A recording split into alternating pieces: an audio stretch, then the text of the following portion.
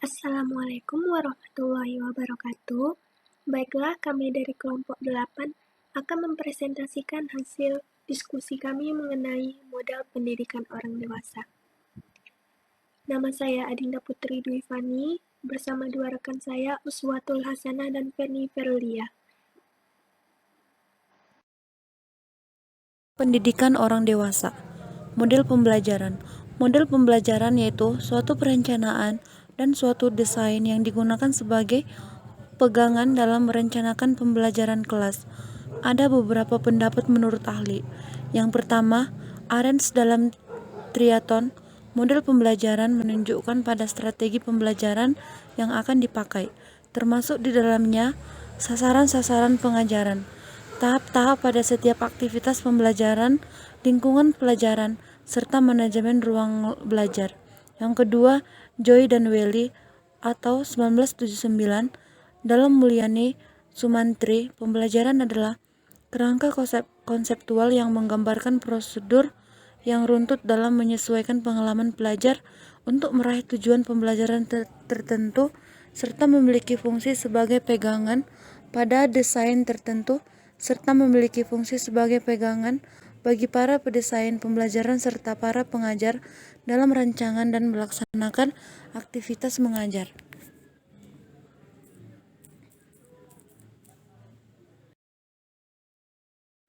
Sesuai dengan karakteristik orang dewasa, maka ada beberapa strategi pembelajaran yang cocok digunakan untuk pembelajaran orang dewasa.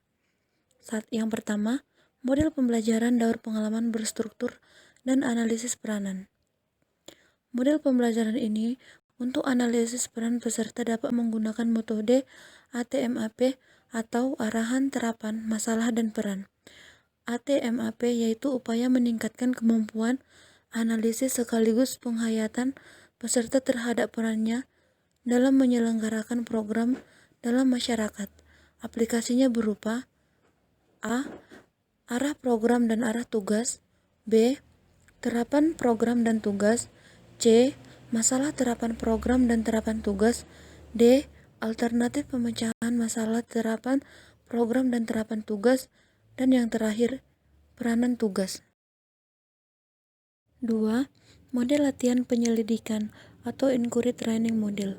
Ada beberapa fase latihan dalam penyelidikan sebagai salah satu model pembelajaran yaitu A. Menghadapi peserta pembelajaran untuk berkonfrontasi dengan situasi teka-teki. B. Fase operasional, pengumpulan data untuk verifikasi, meminta peserta didik untuk menjawab pertanyaan dengan ya atau tidak.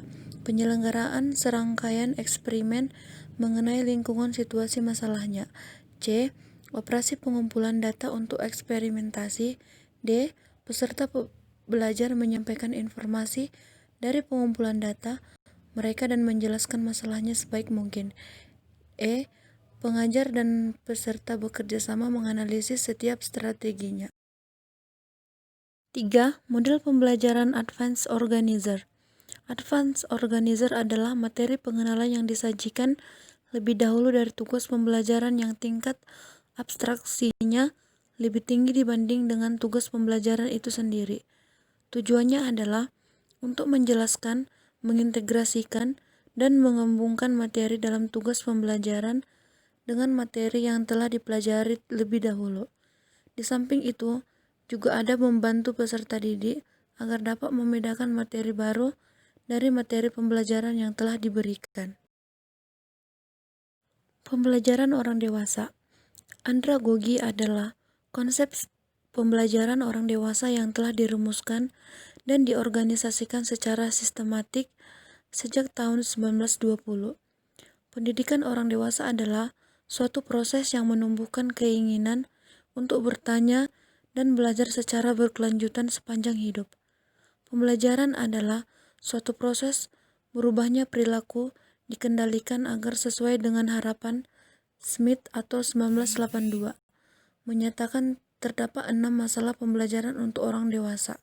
Pertama, belajar berlangsung sepanjang hayat hidup berarti belajar dapat dikehendaki, namun dapat juga tanpa dikehendaki. Kita belajar banyak melalui proses sosialisasi. sejak dari pengusuhan keluarga, pengaruh teman sebaya, pekerjaan, permainan, wajib militer dan media massa. 2. Belajar merupakan suatu proses yang bersifat pribadi dan alamiah. Tidak seorang pun yang dapat melakukan belajar untuk kita. 3. Belajar mencakup perubahan sesuatu yang ditambahkan atau dikurangi. Perubahan-perubahan mungkin kecil sekali pada masa dewasa. 4. Belajar dibatasi oleh tingkat perkembangan manusia. Belajar mempengaruhi dan dipengaruhi oleh perubahan biologis dan fisik. Dalam keadaan pribadian, nilai peranan dan tugas yang biasanya terjadi sepanjang rentang kehidupan normal. 5. Berkaitan dengan pengalaman dan mengalami, belajar adalah mengalami, yaitu berinteraksi dengan lingkungan. Belajar adalah melakukan. Dan yang terakhir, belajar mengandung intuitif. Pengetahuan dapat muncul dari kegiatan belajar itu sendiri. Intuisi dinamakan pengetahuan yang tidak dapat ditemukan. Karakteristik belajar orang dewasa dirumuskan sebagai berikut. A. Orang dewasa belajar karena adanya tuntutan tugas, tuntutan perkembangan atau keinginan peningkatan peran. Berbeda dengan anak-anak yang cenderung menerima materi pelajaran yang disampaikan oleh guru. Orang dewasa akan belajar manakala pembelajaran ini dapat memenuhi tuntutan tugas, tuntutan perkembangan, dan tuntutan akibat peningkatan peran. Karena adanya dalam pembelajaran orang dewasa, perlu dijelaskan kaitan antara materi dengan tuntutan tugas, peran, dan tuntutan perkembangan mereka. B. Orang dewasa suka mempelajari sesuatu yang praktis, dapat langsung diterapkan, dan bermanfaat dalam kehidupannya. Orang dewasa kebanyakan telah kaya dengan pengetahuan-pengetahuan teoritis, praktis, dan dapat diterapkan dalam kehidupannya. C. Orang dewasa dalam proses belajar ingin diperlakukan sebagai orang dewasa ataupun dihargai. D. Orang dewasa kaya pengalaman dan berwawasan luas. Mempelajari sesuatu yang baru berdasar pengalamannya.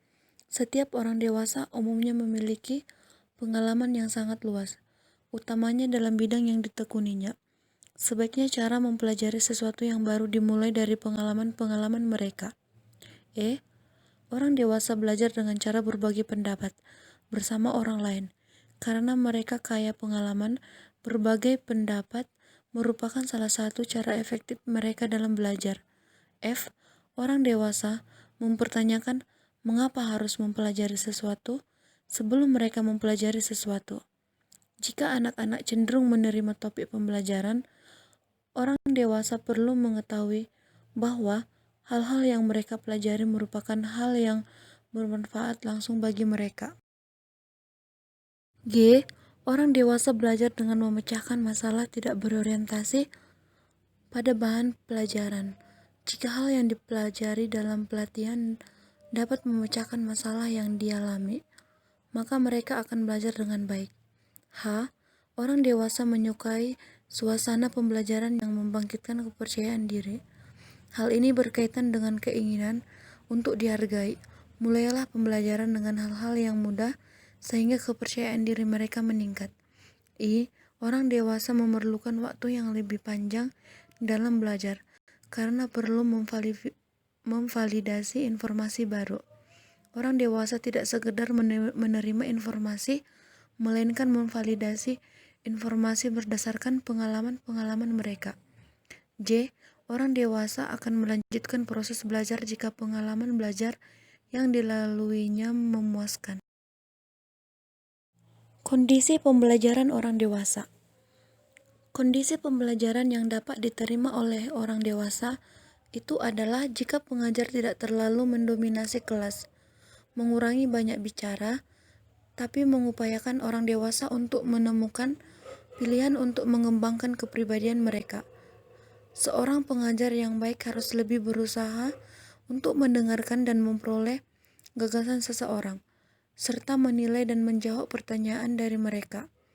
Orang dewasa kemampuan menggerakkan atau menggali kemampuan yang ada pada dirinya. Selain itu, orang dewasa biasa dibelajarkan untuk lebih aktif jika mereka mau untuk ikut berpartisipasi dalam aktivitas pembelajaran.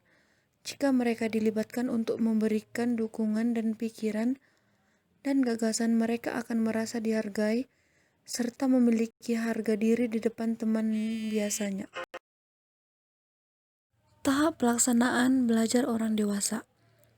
Proses belajar seorang berbeda dan tidak dapat secara lahir pada diri seseorang oleh orang lain. Oleh karenanya, proses belajar disebut sebagai proses intem. Sedangkan yang tampak dari luar merupakan cermin proses yang terjadi secara intem di dalam diri individu.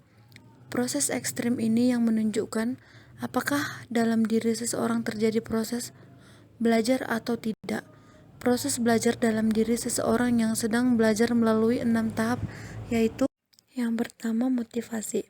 Motivasi adalah keinginan untuk mencapai suatu hal. Apabila dalam diri peserta didik tidak ada minat untuk belajar, tentu saja proses belajar tidak akan berjalan dengan baik. Oleh karena itu, pendidik harus dapat menumbuhkan minat belajar tersebut. Cara untuk menumbuhkan motivasi peserta didik antara lain yaitu A. Menjelaskan pentingnya pelajaran dan mengapa materi itu dipelajari. B. Memberi nilai perkembangan belajar. C. Memberi hadiah atau pujian. D. Memberitahu kemampuan belajar. E. Memberi tugas yang menentang. F. Menciptakan suasana yang menyenangkan. Perhatian dan pelajaran. Peserta didik harus dapat memfokuskan perhatiannya pada pelajaran. Hal yang dapat dilakukan adalah A. Membuat variasi, tempo mengajar, nada suara, gerakan, dan teknik mengajar. B. Penyisipan istirahat sejenak pada saat tertentu. C. Mengajukan dan menjawab pertanyaan. D. Berpenampilan rapi dan menarik. E. Bersikap ramah dan akrab. F. Memberikan contoh yang baru. G. Mengulangi hal-hal yang ditegakkan. H. Memuji kepada peserta yang berprestasi. Menerima dan mengingat. Ada beberapa faktor yang dapat mempengaruhi penerimaan dan pengingatan ini, yaitu A. Struktur penjelasan pendidikan akan mudah diterima dan diingat oleh peserta didik jika mempunyai struktur yang jelas. B.